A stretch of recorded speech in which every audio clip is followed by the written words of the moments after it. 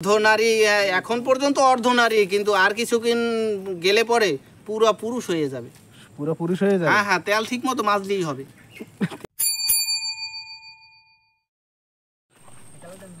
খবর আছে এলাকায় নাকি নতুন একজন ফহির জ্বালাইছে। ফহিরের কাছে দর্শকের কোনো অভাব স্বভাব নাই। এই যে দর্শক এরা ফির নিতে আইছে এখন নাকি। কি লাগবে তোমার জন্য? কি লাগবে ভাই? ঘুরে করা হয় না ভাই। তোমার আবার ঘুরে করা হয় না? এই বয়সে তোমার ঘুরে করা লাগবে? মামুন ভাই আপনার কি লাগবে ভাই? আমার ভাবির বাচ্চা হয় না। তোমার ভাবির বাচ্চা হয় না? 1 বছর হইছে, আমাদের কোনো খবর নাই। হ্যাঁ, ভাই কি দাঁড়ে থাকে? ভাবি না বিদেশ থাকে ভাই। বিদেশ থাকে? হ্যাঁ। আচ্ছা ঠিক আছে। আমি শুনলাম তোমার ভাবি নাকি অর্ধনারী, ঢাকা নাকি পুরুষ নির্বাচনে সেরা পুরুষ হিসাবে নির্বাচিত হয়েছে। এটা কি বলে তোমার ভাবি? হ্যাঁ হয়। এটা তোমার ভাবি? হ্যাঁ। আয় হ্যাঁ, মানিজ্য তো দিছে। যাই হোক, বাবার কাছে আমরা চলে যাই। বাবা, কি অবস্থা? ভালো আছেন বাবা? হ্যাঁ, এই তো আছি ভৈরব বাবার দোয়ায়। ও, আপনি আবার ভৈরবের শিষ্য? যাই হোক বাবা, আপনি নাকি কুরুম কামাখ্যা থেকে প্রশিক্ষণ নিয়ে আইছেন আমাদের মাঝে? হ্যাঁ হ্যাঁ হ্যাঁ, আমি তান্ত্রিক যজ্ঞ করে ভৈরব বাবার দোয়ায় আমি এখানে আসতে পেরেছি এবং অর্জন করতে পেরেছি। কি অর্জন করছেন? কি অর্জন করছি সেই জিনিসটা তো আর বলবো না, সেটা কর্মের উপরে নির্ভর হবে। আমি শুনলাম ওই সাইফুলের বলে একটা গরুর বলে বাচ্চা হয় না, হ্যাঁ বলে আপনি হয় দিলেন। হ্যাঁ বলে আপনার 2 দিন থই গেছে, এইবার বলে হয়েছে। যাই হোক, সেটা বিষয় না, বিষয় হচ্ছে কি এখন আপনি কি পারেন একটু কন দিই। আমি কি পারি বলতে, আমি বলবো কি, দর্শকই তো বলতে পারে। এই একজন তদবির নাই, এই একজন ফার্তা পড়া নাই, হ্যাঁ, এই একজন আর বাচ্চা হয় না, এই একজন আর গরু শুইয়া রয়েছে ওঠে না, এই নানান ধরনের সমস্যা। ভৈরব বাবা আর কি সব কিছু দেখেনে। আমি তো ইল্লা। আপনি ইল্লা? হ্যাঁ, শুনলাম নাকি আমের দাইতে তেল ফেরা নিলে নাকি পুরুষত্ব বাড়ে। হ্যাঁ, আপনি যদি শুনে থাকেন তাহলে অবশ্য সেরকম হতেও পারে। এই যে বাংলাদেশে বর্তমানে যে সুদর্শন পুরুষ হিসেবে সিলেক্টেড হয়েছে, হ্যাঁ বলে আমের দাইতে তকবির নিয়ে হয়েছে বলে, হ্যাঁ সে আবার নাকি সুদর্শন পুরুষ বাংলাদেশের একমাত্র। ঘটনা কি সত্যি?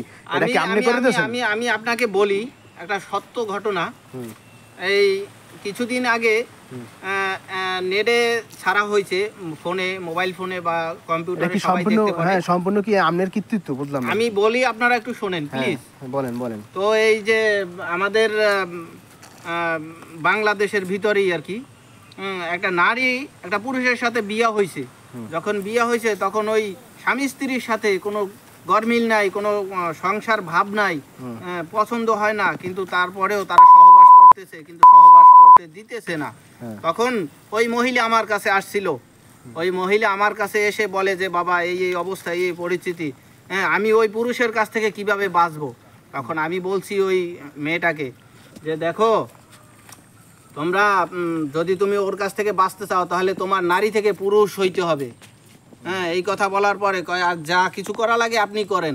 আমার কাছ থেকে তেল পরা নিল, আর এরকমের দৈনিক 3 বার করে তেল মাজলো, তার পুরুষ থেকে নারী থেকে পুরুষ হইল। পুরুষ হওয়ার এখন তো অর্ধনারী হয়েছে নাকি? জি, অর্ধনারী বলে? অর্ধনারী এখন পর্যন্ত অর্ধনারী, কিন্তু আর কিছুদিন গেলে পরে পুরো পুরুষ হয়ে যাবে। পুরো পুরুষ হয়ে যাবে? হ্যাঁ হ্যাঁ, তেল ঠিক মতো মাজলেই হবে। তেলও মাজা লাগবে আবার? আমি তেল পরা দিয়ে দিছি তো, তেল যদি ঠিক মতো মাজে তাহলে এখন তো অর্ধনারী হয়েছে, আর কিছুদিন পরে।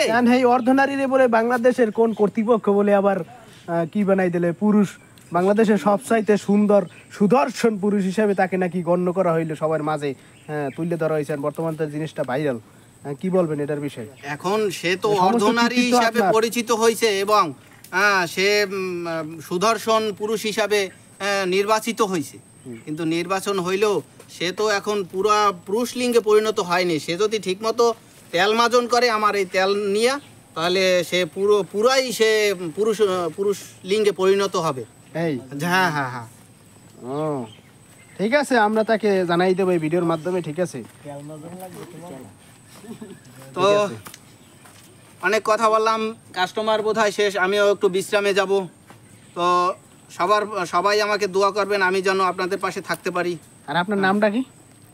আমার নাম হচ্ছে, বলবো না থাকবে? বলেন। আমার নাম হচ্ছে চেতা বাবা। চেতা বাবা? হ্যাঁ হ্যাঁ হ্যাঁ, আমার তেলে নাকি অনেক পাওয়ার।